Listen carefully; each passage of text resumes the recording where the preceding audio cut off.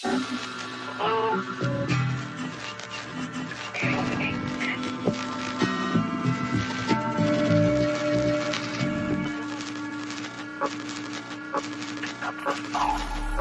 in this thing, you know what I'm saying? The boys Back in this thing. As soon as we bring up the tape, it started raining because, you know, we want a real somber vibe for the new project. You know what I mean? Had to switch the scenery up. You had feel to me? switch it up. But yeah, so we used to talk, man.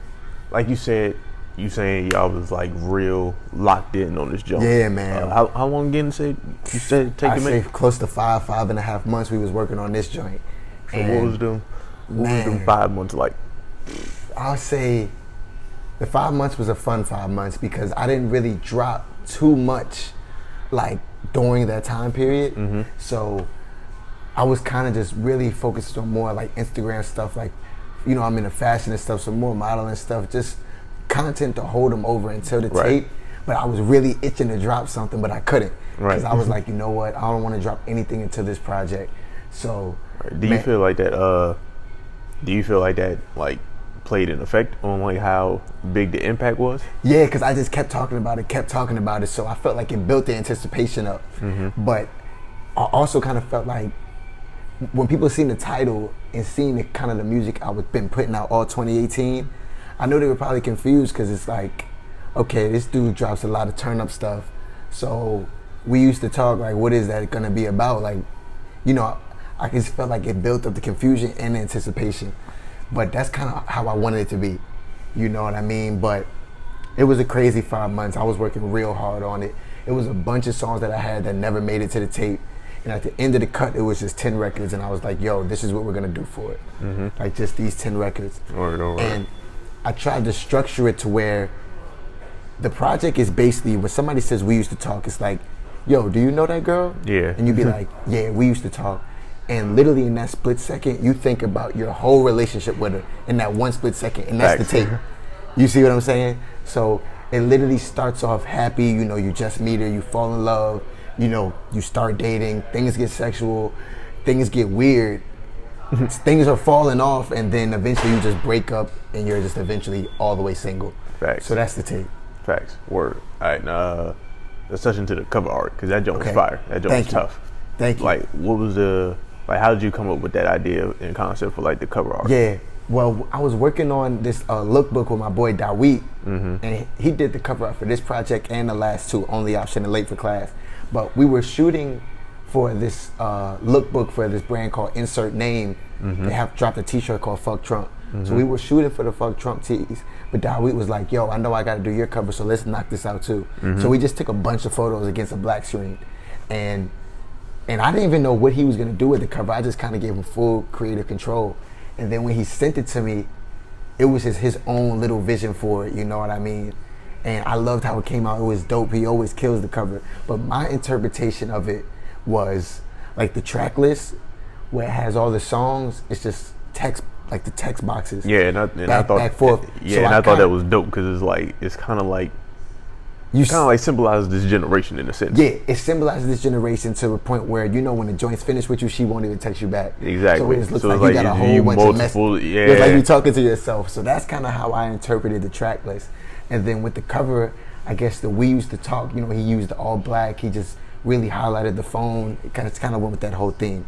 Yeah, that was tough. That was a tough concept, bro. I seen that joint. I seen the track list with like it looked like it had all the different messages, no response to it. I was like, yo, that joint mad clever, bro. Yeah. So, off the tape, what were like some of your favorite songs off the tape?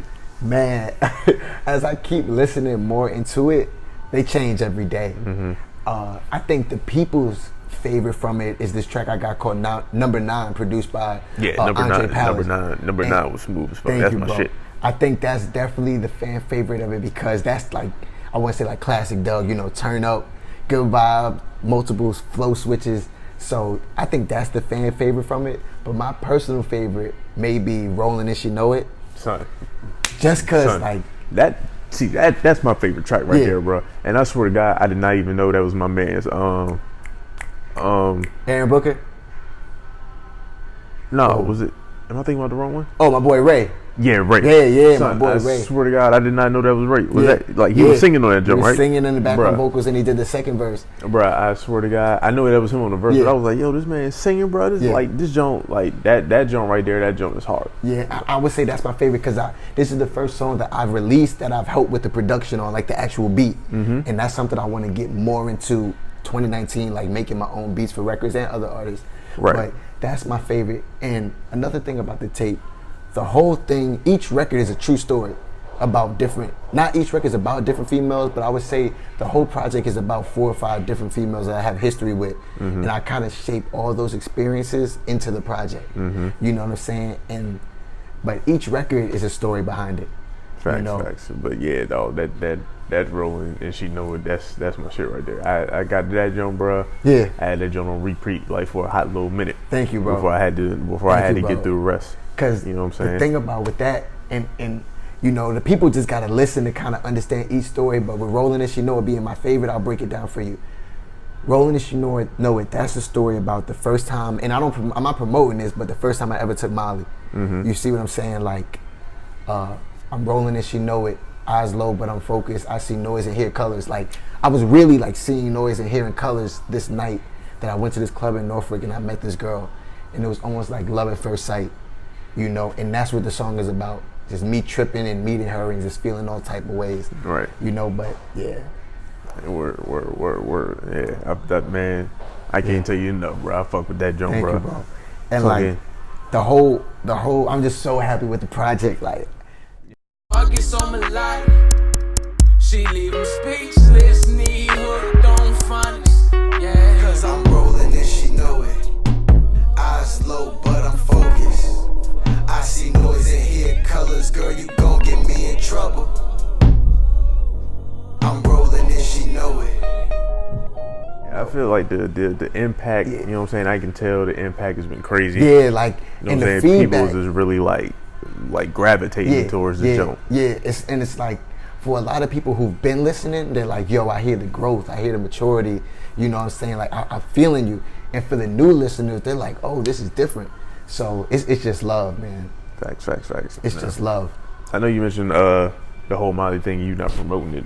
Yeah. So like, as far as like this generation goes with music, you know what I'm saying, and stuff like that. Like how do you feel like where like music is right now? Well, I'm not gonna say I don't promote it, because obviously if you listen to it, I got dozens of records where I'm just turning up, talking about all types of drugs and stuff like that.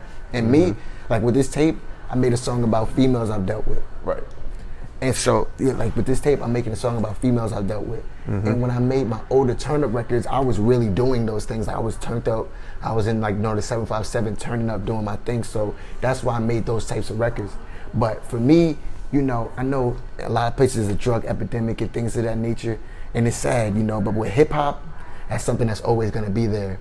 Facts. You know what I mean? So, and there's lanes for it. You got your lanes for, you got your smoke perps and little pumps, you know. Then you got your Kendrick's and Eminem's, your lyricists and stuff. And it's like, I love hip hop so much. I love how you can have a drug lane, you can have a conscious lane, a love lane, a auto-tune lane, you know.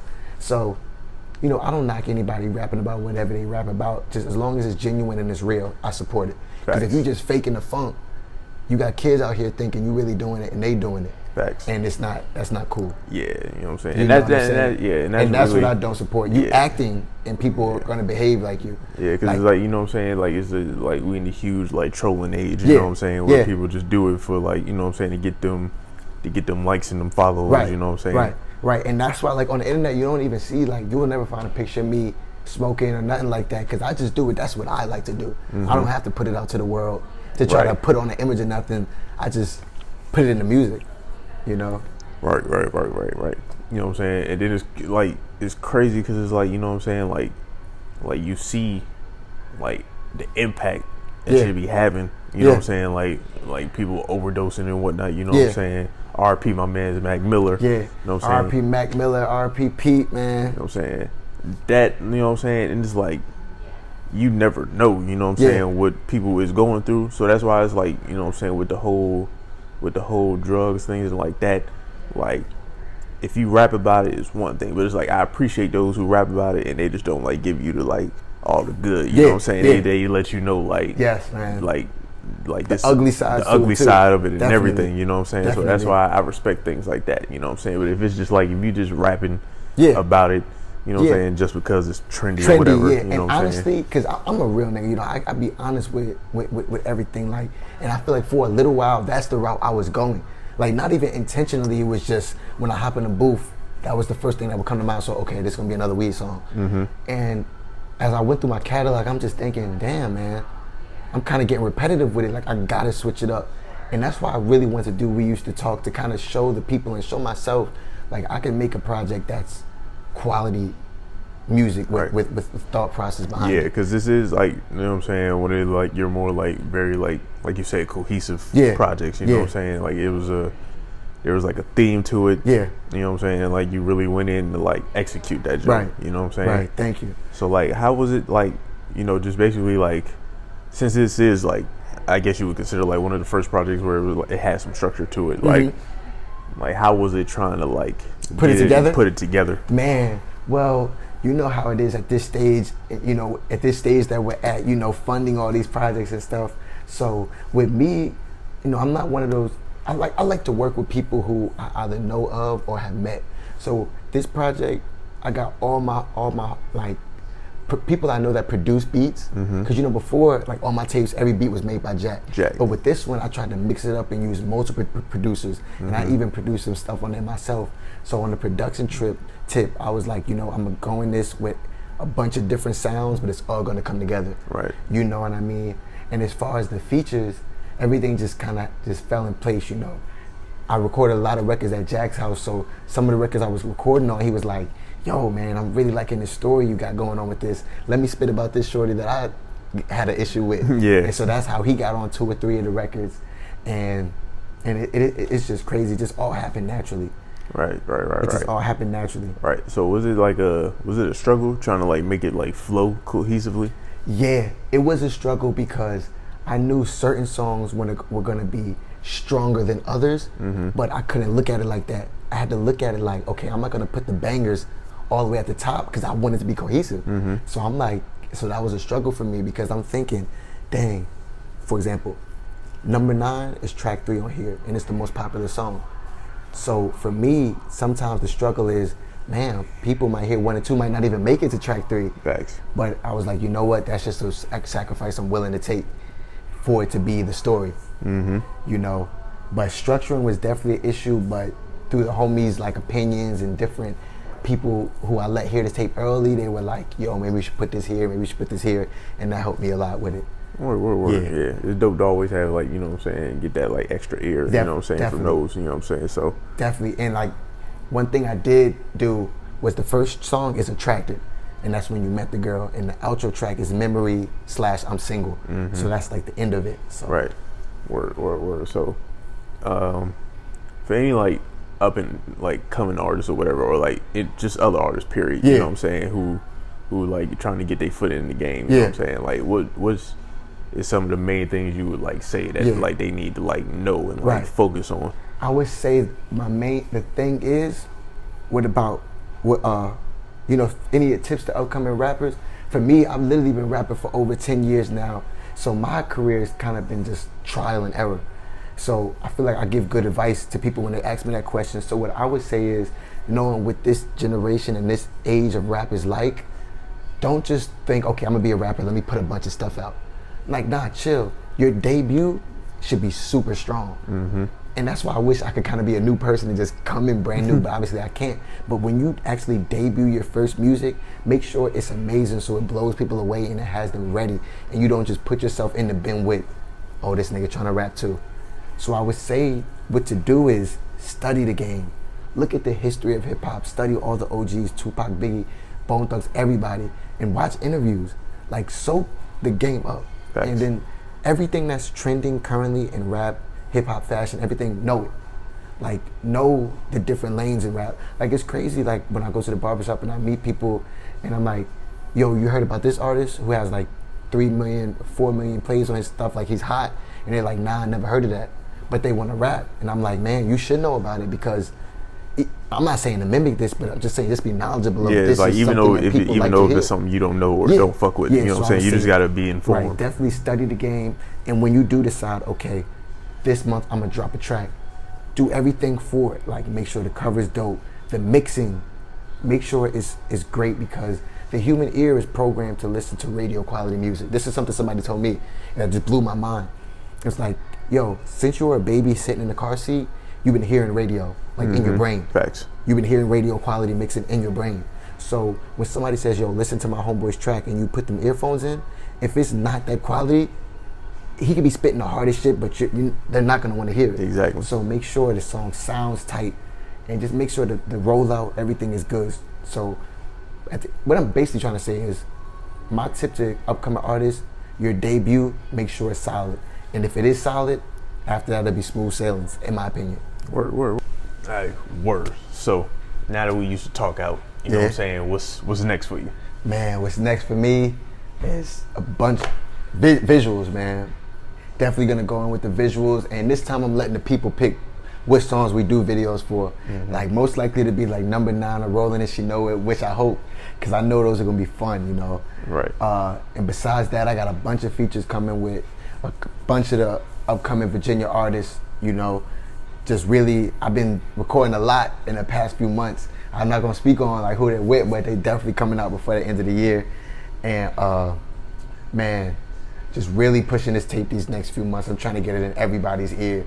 And 2019, you're gonna see a lot more produced by Doug Finesse, you know. And I want to do co-producing with other artists. Yeah, man. Hey, word. Just content.